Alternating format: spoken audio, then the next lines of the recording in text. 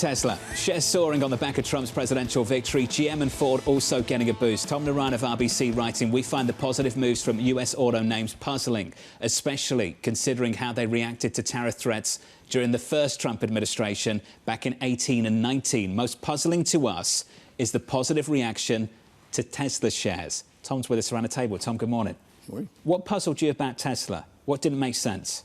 Well, it's just we don't have evidence that we're going to get national federal deregulation of AI. Tariffs is not a good thing for Tesla. And any repeal or attempted repeal of the IRA would really be bad for Tesla. So other than the fact that the CEO has a relationship with the president-elect, I don't really see why it would benefit shares of Tesla. Do you have any confidence that he could stop those bad things from happening to the company? I mean, we saw the first go around, 2018, 2019. I mean, it was more of a threat, so it didn't really happen. So that could be a silver lining. Like, is this just a bluff? I don't know. I don't know what's inside the hearts of these individuals. Well, I mean, what about dark MAGA don't you understand? I mean, I guess that this is sort of the question that we were just hearing about, which is like, how do you put some sort of price tag on a relationship that seems incredibly interconnected and where there is one person who clearly has an ear into Donald Trump? Okay, so here's where I would probably agree is, remember, like, autonomy is like 70% of my Tesla valuation, right? Yep. Robotaxi, FSD. If there is federal deregulation, that would be tremendous for Tesla. Not just Tesla, a lot of companies doing autonomy. So if that happens, sure, we just don't have evidence of it. The only commentary we've heard has been in Trump rallies to saying the opposite. But Tom, we have a little bit of evidence, right? Trump 1.0.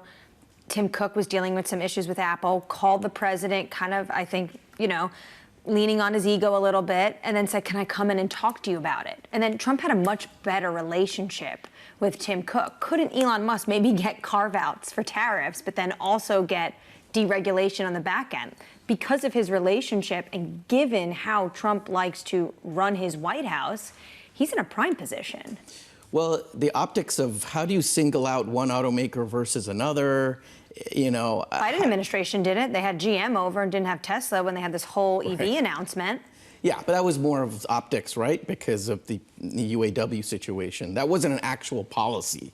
I think it'd be very difficult to give preferential treatment to one OEM and not the others. We saw clean tech get destroyed.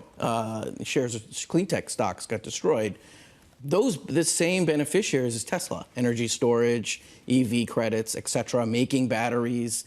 How do you benefit one company and not the others? The only way I see it is if it's a rising tide lifts all boats. If he was able to convince President-elect to change policy altogether, but I don't see that's what's happening. Although we did see shares gain in Ford and GM. You said it was a little bit confusing, and it was even more confusing to Tesla shares rising as much as they did.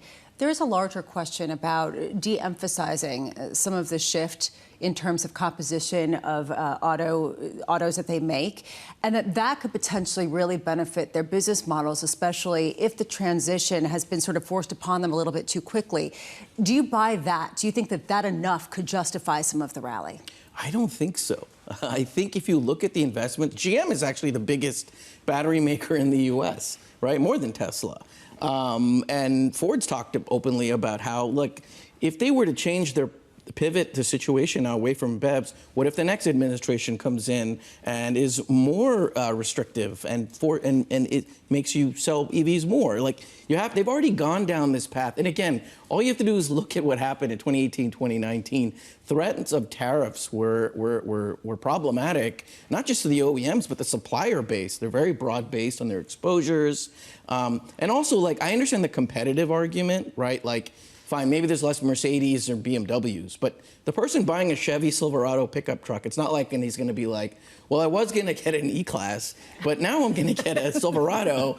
They don't really compete against each other, you know. I'd rather have the Silverado anyway, for what it's worth. For what it's worth. I got a message a moment ago as you were talking about autonomous driving.